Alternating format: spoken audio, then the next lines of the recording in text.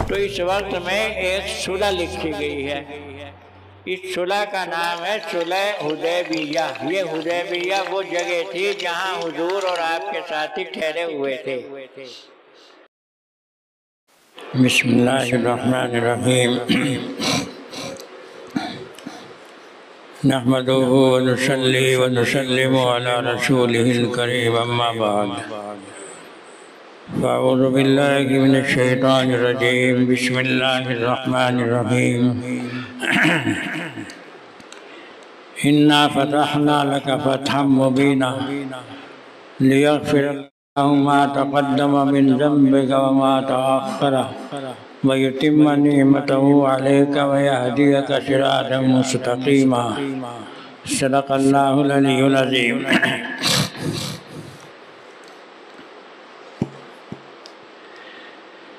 गुज़िश्ता जुमे में आपके सामने मुसलमानों को मक्का छोड़ करके मदीना आए हुए 5 साल का ज़माना गुजरता है। और इस 5 साल के ज़माने में फिर भी मक्के वाले चैन से नहीं बैठे, बराबर मदीने के ऊपर हमले करते रहे, प्लान बनाते रहे, मंसूबे बनाते रहे कि मदीने को नेस्त नाबूद कर दो, इसकी ईंट से ईंट बजा दो। ये 5 साल इस हाल में गुजरे। जिस वक्त छठा साल आ गया तो छठे साल में नबी करीम सल्लल्लाहु अलैहि वसल्लम ने उम्रे के लिए जाने का इरादा किया। और ये आप जानते हैं कि उम्रा या हज ये मक्के में होता है, मदीने का इससे कोई ताल्लुक़ नहीं। चूँकि हज हो या उम्रा हो, इसमें काबे का तवाफ़ है और काबा मक्के में है, मदीने में तो काबा है नहीं।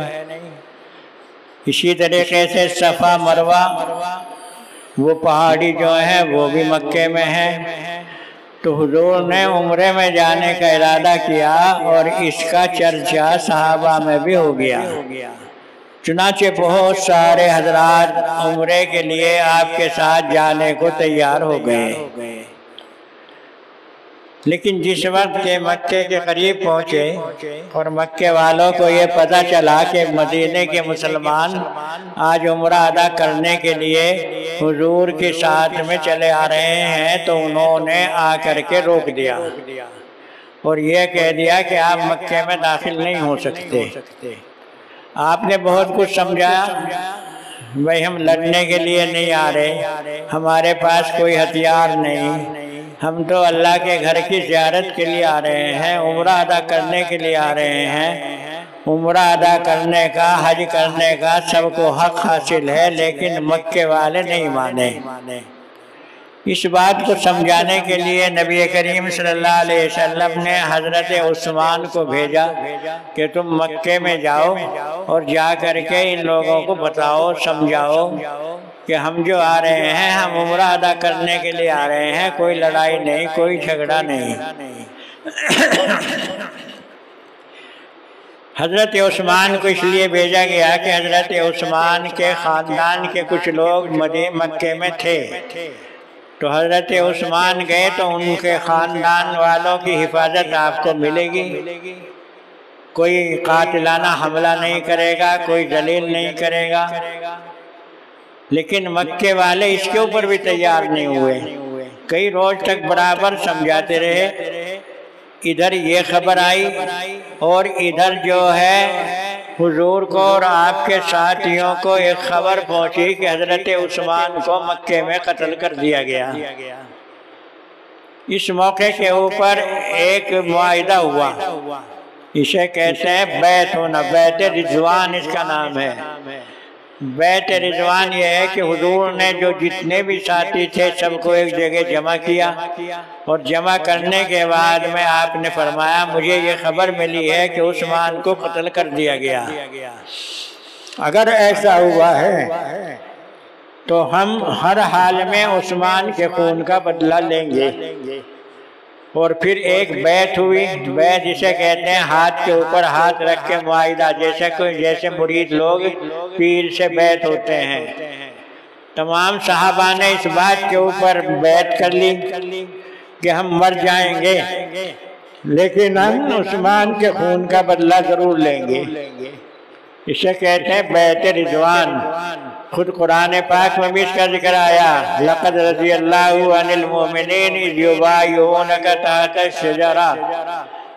अल्लाह की तरफ से ऐलान आ गया, वो लोग जिन्होंने दरख्त के नीचे तुम्हारे हाथ के ऊपर बैत की है, अल्लाह उनसे राजी हो गया। ये एक बहुत बड़ा तमगा है, अल्लाह की तरफ से उन लोगों के लिए राजी होने का ऐलान आ गया।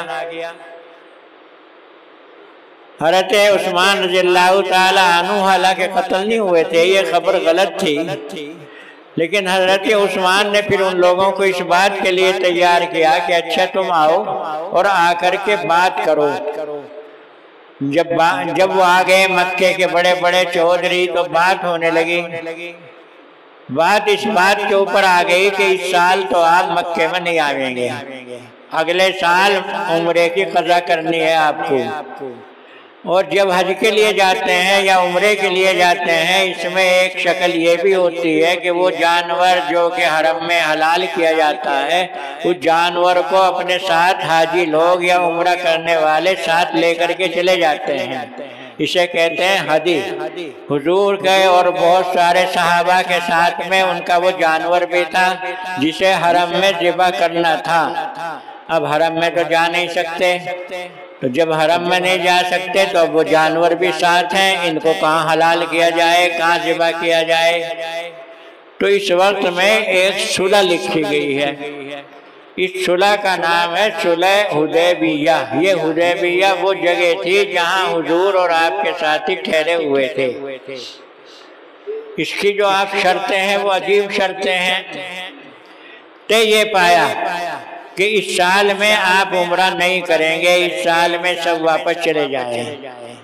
आइंदा साल उम्रे के लिए आ सकते हैं, इस शर्त के साथ कि कोई भी किसी के पास कोई हथियार ना हो।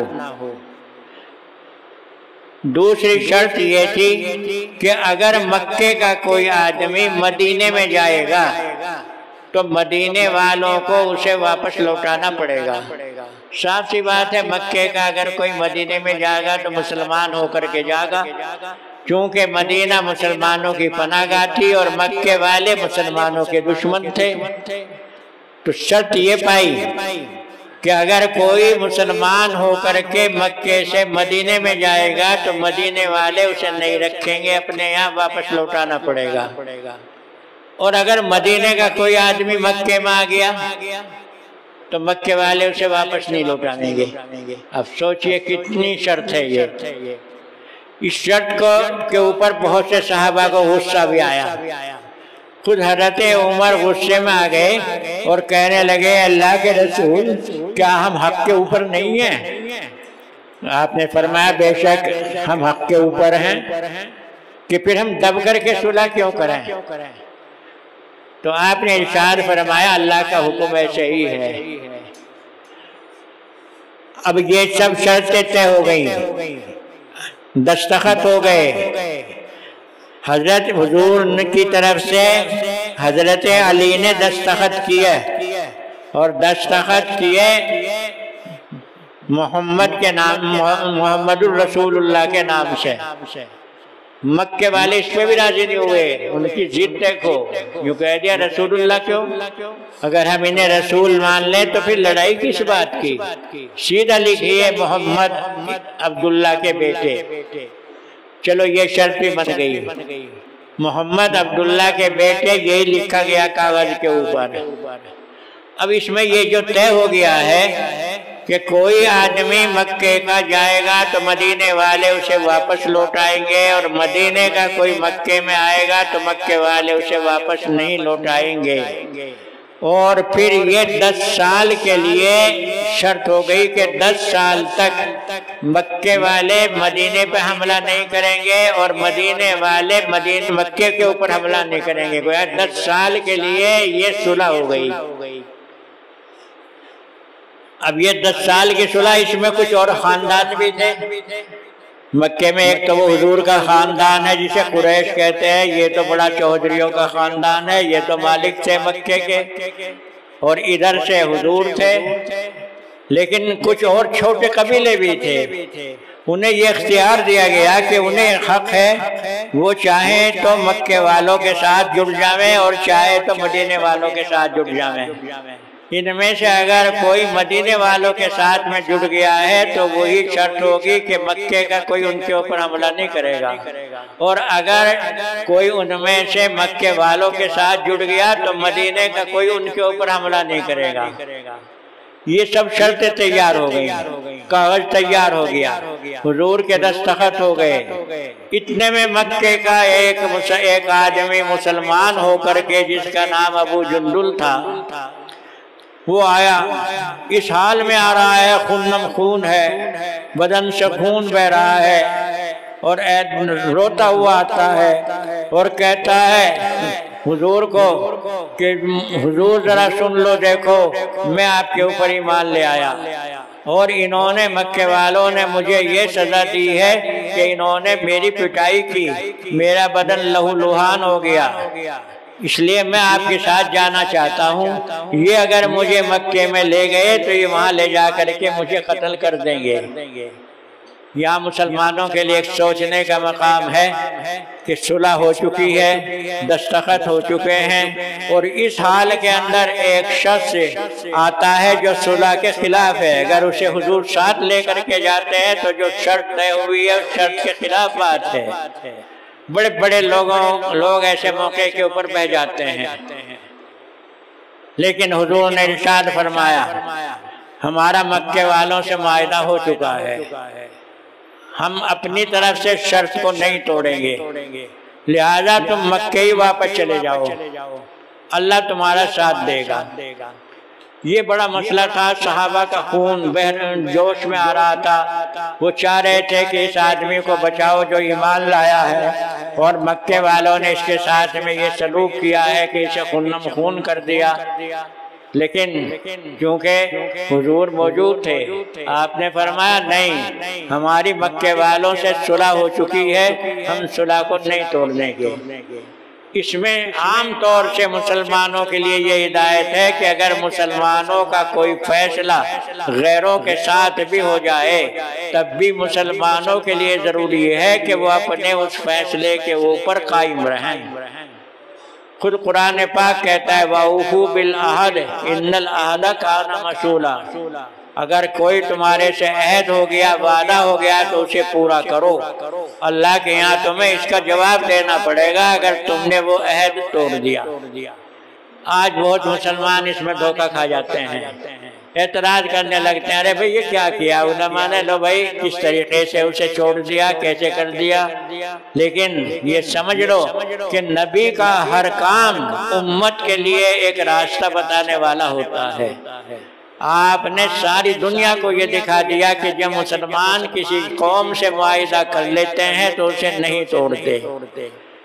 अब वो जानवर जो साथ लेकर के गए थे, क्योंकि सहाबा भी जानवर को ले रहे थे, और जानवर ये हलाल होना था हरम में, और हरम में जाने की इजाजत नहीं, क्योंकि मक्के वालों ने रोक दिया है। बड़ा अहम मसला हुआ।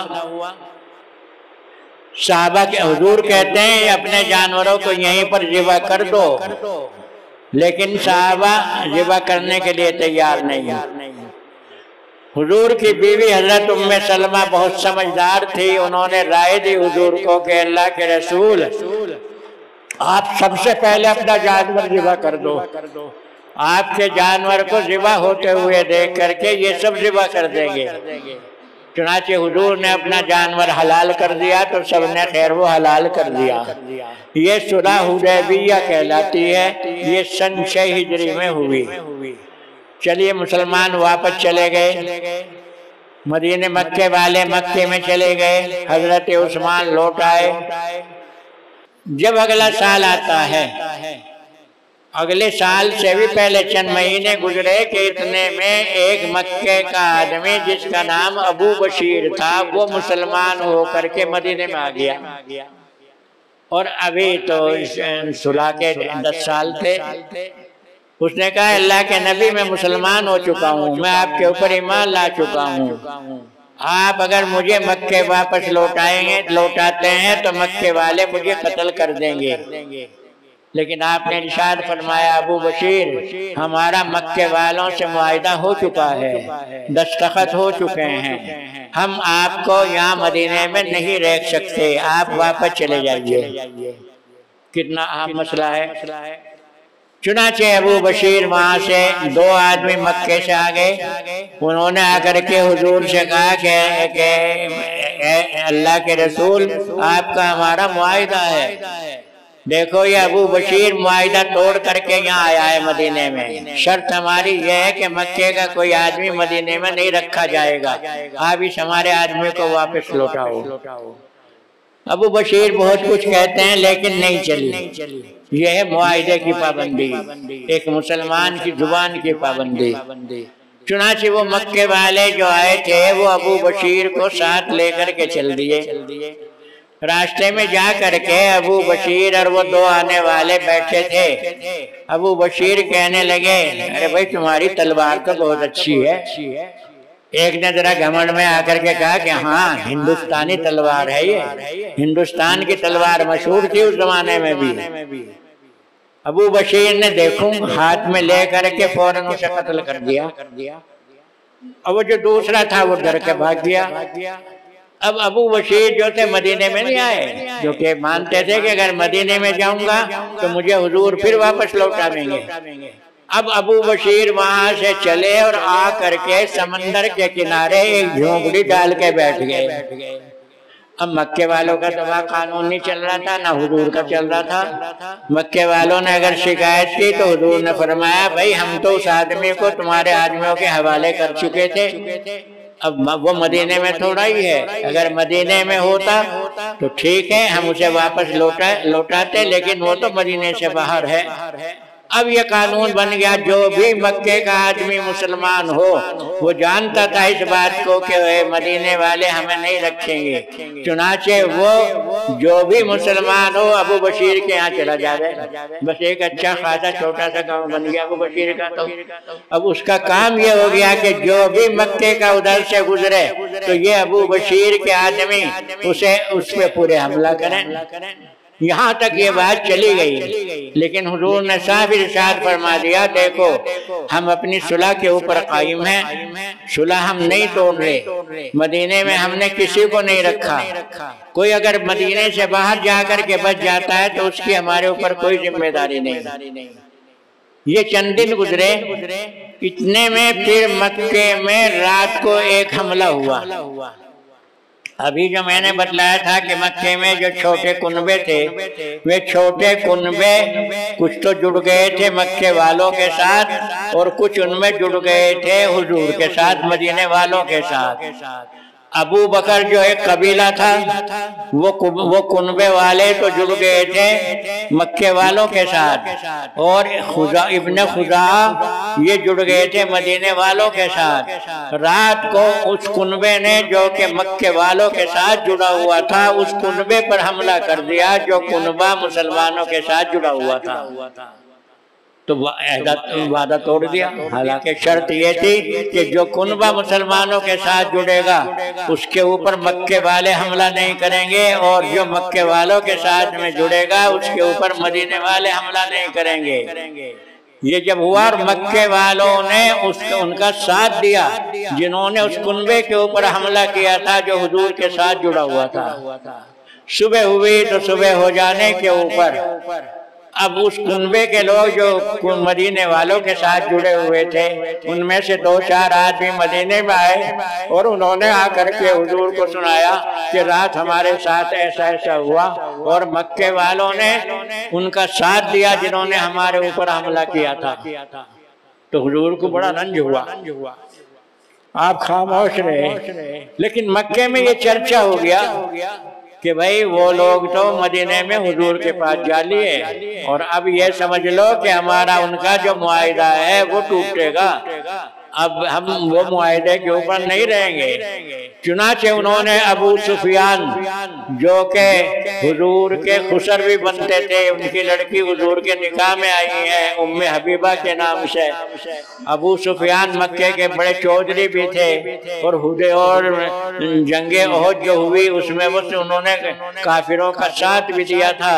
अबू सुफियान को भेजा जाकर के हुजूर से बात करो कि इस मुआहदे को आगे बढ़ा दें, इसे तोड़े नहीं।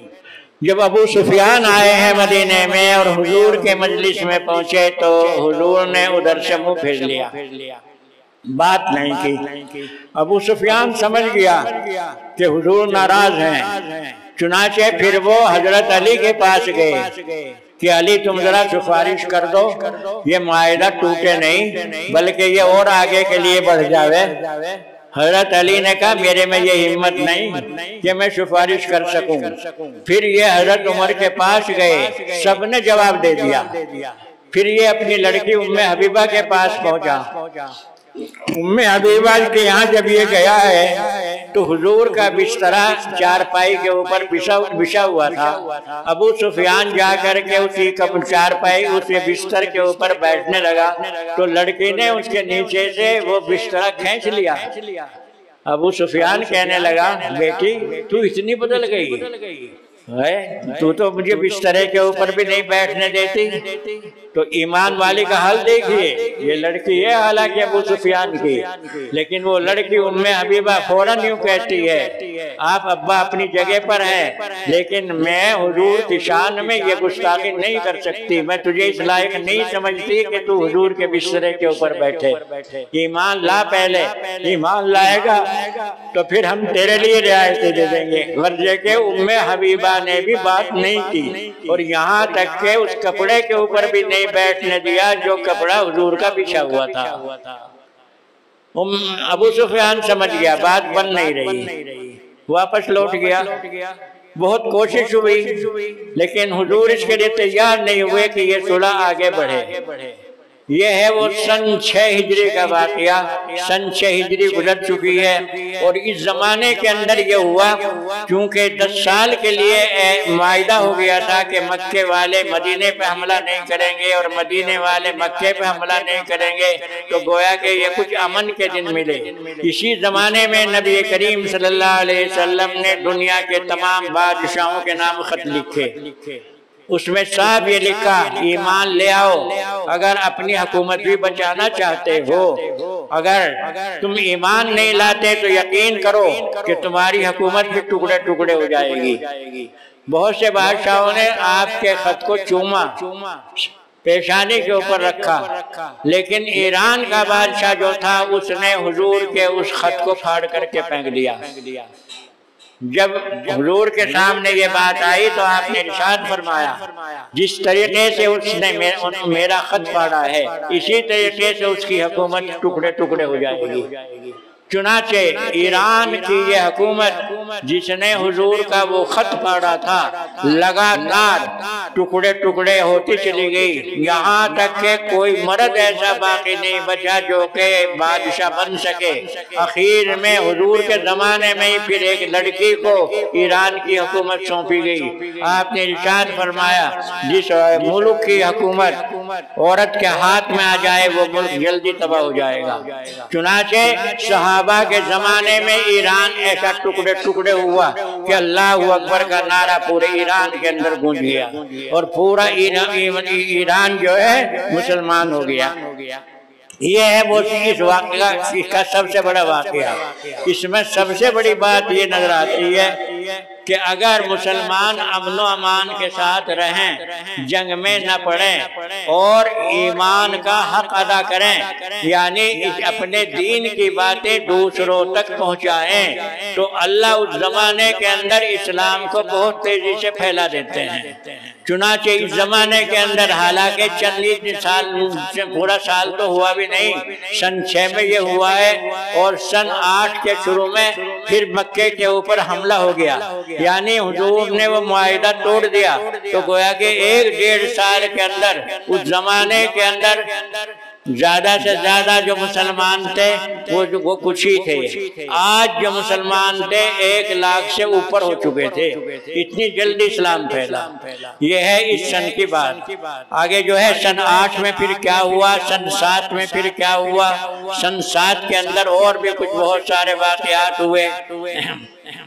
तो ये मुख्तसर सी वो बातें हैं जो हुजूर के ज़माने में मक्के और मदीने वालों के दरमियान पेश आई हैं। अल्लाह हम सबको इन तमाम बातों के याद रखने की तौफीक अता फरमाए। व आखिर दावाना अनिल हम्दुलिल्लाहि रब्बिल आलमीन।